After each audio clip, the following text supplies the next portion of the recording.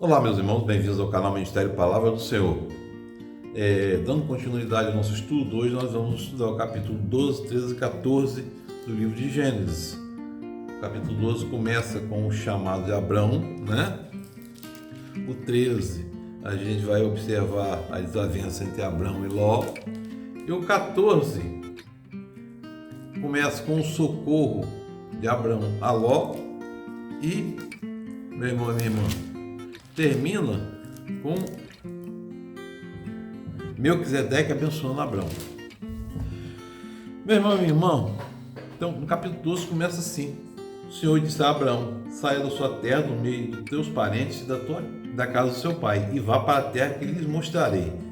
Farei de você um grande povo, o abençoarei, tornarei famoso o seu nome, e você será uma bênção. Abençoarei os que te abençoarem, amaldiçoarei os que o amaldiçoarem. Por meio de você todos os povos serão abençoados. Meu irmão e minha irmã, aqui a gente já vê o chamado de Abrão. Ele não hesita em sair. Isso é interessante observar, né? E a fé vem imputada por justiça. Ele é o pai da fé, como é dito por inúmeras razões, não só pela questão da oferta do sacrifício de Isaac, que a gente vai ver mais na frente, mas porque creu aqui, né? E a gente observa, meu irmão, que a promessa de Deus a Abrão tem 7 elementos. Farei de você um grande povo, o abençoarei, tornarei famoso o seu nome, você será uma bênção, amaldiçoarei os que amaldiçoarem, abençoarei os que abençoarem, por meio de você todos os povos da terra serão abençoados. Essa é a bênção de Deus para a humanidade. A bênção de Deus para a humanidade. E por que esse número 7? Porque 7 na Bíblia é um número de sinal de completude, de ação completa, de sinal de perfeição. Meu irmão, minha irmã. E Abrão partiu com Ló, seu sobrinho, da terra, saiu da terra. Quando saiu de Harã, levou sua mulher Sarai, né, todos os bens que havia acumulado, partiram para a terra de Canaã, que já era terra, ali Canaã era uma terra fundada por Canaã, que era descendente de Cã, filho de Noé. E Abrão era um semita, a gente observa aqui, era um semita. A gente já vê aqui algo que pode trazer para a história hoje, né? Isso é interessante observar. E ele atravessa a terra, vai até o lugar do cavalo de Moré, que é em Siquém, né? Naquela época, os cananeus já habitavam a terra. Quer dizer, os descendentes de Canaã, os descendentes de Cã já habitavam aquela terra. E o Senhor aparece, meu irmão. O Senhor aparece a Abrão e diz: a sua descendência darei esta terra. Ou seja, a terra de Canaã. Deus ali está estabelecendo Abrão naquela terra. A gente vê aqui, outra vez, teofania. Deus falando com Abrão, né? E aí, meu irmão, partiu em direção aos colinos de Betel, né? Betel quer dizer casa de Deus, em hebraico. Armou acampamento. E é interessante da gente observar isso, que após armar o acampamento ali, qual foi a primeira atitude de Abrão?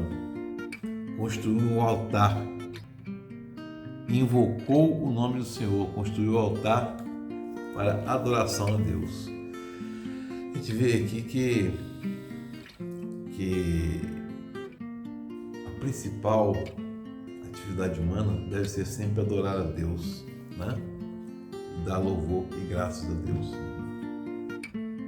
E aí, meu irmão, minha irmã, naquele contexto lá, houve fome naquela terra, carestia, né? As coisas, até hoje, as coisas, a lei da oferta e da procura. Tinha muita procura, pouca oferta, tudo sobe.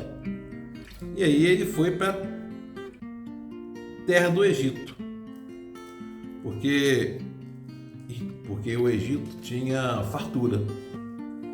Interessante observar que ele sai de Canaã para a terra do Egito. Depois você vai ver que o povo israelita ficou quase 130 anos de escravidão no Egito, né? Pelo mesmo motivo. Jacó entrou lá com a família por causa da fome. E aí, quando chegou no Egito, ele vai e diz para sua mulher Sarai, não era Sara ainda, era Sarai: você é bonita. E quando os egípcios a virem, esta é a mulher dele, eles me matarão, mas deixarão você viva. Diga que é minha irmã, para que me tratem bem por amor a você e minha vida seja poupada por sua causa. Olha, meu irmão e minha irmã. Nessa ocasião eu estava com 65 anos. E a gente vê aqui que é o anúncio da posteridade de Israel no Egito, né? Já vê aqui. 65 anos. E interessante observar que o gado naquela antiguidade era uma forma de riqueza muito importante, e era importante sobretudo para medir as riquezas. Gado, servos e servas, ouro e prata, né? É uma forma de medir riquezas. E quando Abraão chega no Egito, viram que ela era uma mulher muito bonita. E aí os homens da corte de Faraó elogiaram diante de Faraó, e ela foi levada ao seu palácio. Ele tratou bem Abraão por causa dela. Recebeu bois e jumentos, juntas, servos e camelos. Mas o Senhor puniu Faraó e sua corte com graves doenças por causa de Sarai, mulher de Abraão. Por isso Faraó mandou chamar Abraão e disse: o que você fez comigo? Por que não me falou que ela era sua mulher? Foi por isso que eu a tomei para ser minha mulher. Isso aqui é uma questão muito controversa. Por isso que eu a tomei para ser minha mulher. Porque toma no sentido de que tomou a mulher para ser mulher. Pode ser no sentido de que levou-a para o palácio, mas também pode ser no sentido de tomei, que tenha mantido relações com ela. Não deixa claro isso aqui. Embora o historiador Flávio Joséfo, no livro História dos Hebreus, fala que o faraó não possuiu a mulher, Sarai. Pelo historiador Flávio Joséfo. Não houve relações sexuais de faraó com Sarai. No que está escrito no livro aos Hebreus,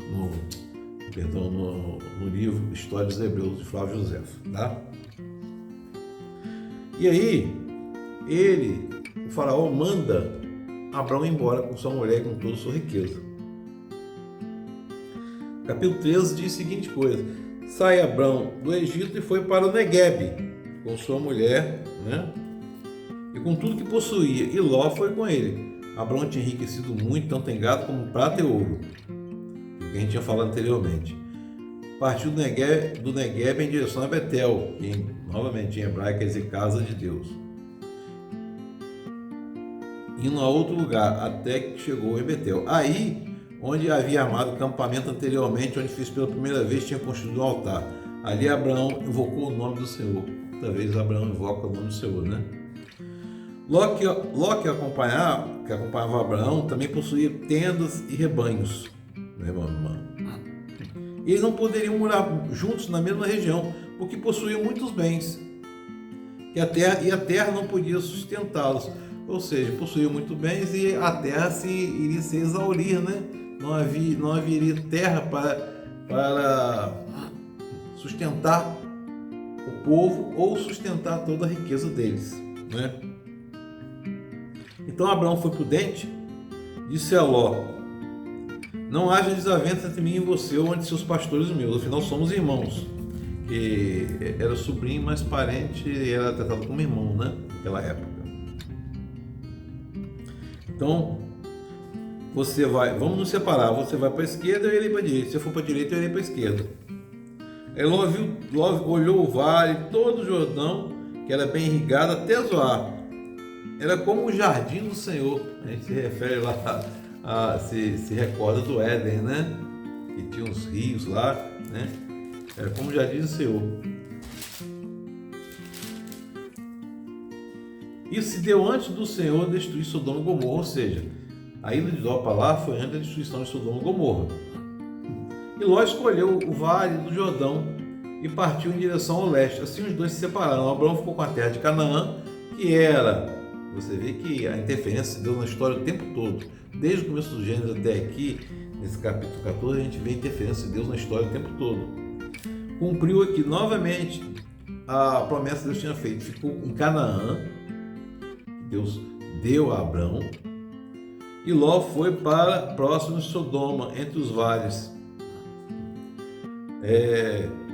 E os homens de Sodoma eram pervertidos, eram sodomitas, perversos, pecadores, toda uma gama de perversidades, né?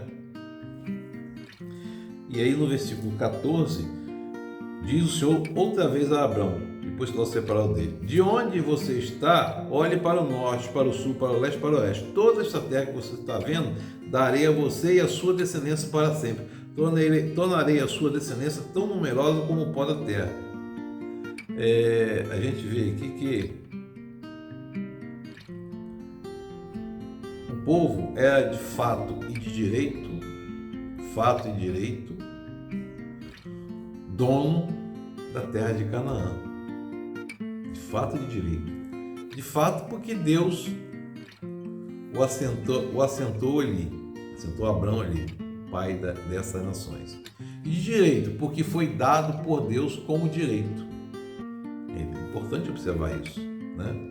Antes que se faça pré-julgamentos, é importante observar. Aqui a gente vê aqui a resolução de um contexto sociopolítico, geográfico e econômico. Está aqui nesse pedaço.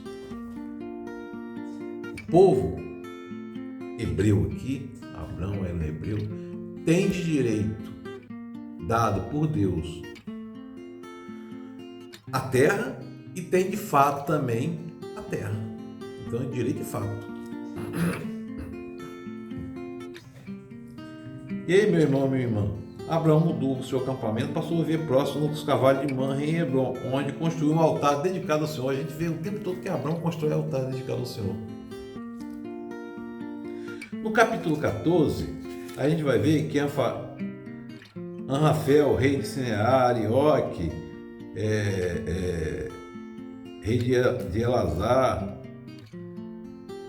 Kedorlaomer, rei de Elão, Etidal, rei de Goim, foram para a guerra em Berá contra o rei de Sodoma, contra Bisa, né? E aqui mostra que todos esses últimos se juntaram à tropa no vale de Sidim, onde fica o Mar Salgado. O que é o Mar Salgado? O Mar Salgado é um mar morto, é um mar extremamente concentrado em sais, e o Mar Morto é a região, é o ponto geográfico mais baixo da Terra, né? Para ali fluir muita quantidade de sais, né? A partir da própria chuva que desce ali, né, meu irmão e irmã? E aí os reis de Sodoma e Gomorra tomaram posição no combate, né? E essa região ali do Vale de Sidim era cheia de poços de betume, e quando os reis de Gomorra fugiram, alguns de seus homens caíram nos poços e o restante escapou para os montes. Saquearam todos os bens de Sodoma e Gomorra e levaram também Ló e os seus bens que ele possuía, visto que ele morava já em Sodoma, né? Aí alguém escapou e relatou tudo a Abraão, o hebreu, escrito aqui, que vivia próximo aos cavalos de Manre, mas morreu. Então, meu irmão e minha irmã, Abraão vai em socorro de Ló, ataca à noite, derrota, perseguindo até o norte de Damasco, recupera os bens de Ló e trouxe de volta seu parente Ló com tudo que possuía, com mulheres e o restante dos prisioneiros. E aí, quando Abraão volta da vitória sobre os reis, ele encontra Melquisedeque, rei de Salém, que é Jerusalém. Melquisedeque vai e abençoa Abraão. Bendito seja Abraão pelo Deus Altíssimo, Criador do céu e da terra, e bendito seja o Deus Altíssimo que os entregou em que entregou seus inimigos em suas mãos. E Abraão deu o dízimo de tudo. O dízimo aqui era, nesse contexto aqui do Antigo Testamento, o dízimo era uma prática já, e típico da religião judaica, do judaísmo, tá? Dando dízimo de tudo aqui. Interessante, muito interessante a gente observar aqui que esse Melquisedeque, rei de Salém, eles eram um sacerdote, era um tipo de rei. E Melquisedeque significa meu rei é justiça. Meu irmão, minha irmã. E aí, meu irmão, a gente chega no capítulo 15 com a aliança de Deus com Abraão. Que Deus nos abençoe, que o Espírito Santo de Deus esteja sobre nós, nos consolando, nos confortando, nos fazendo entender a palavra. Amém.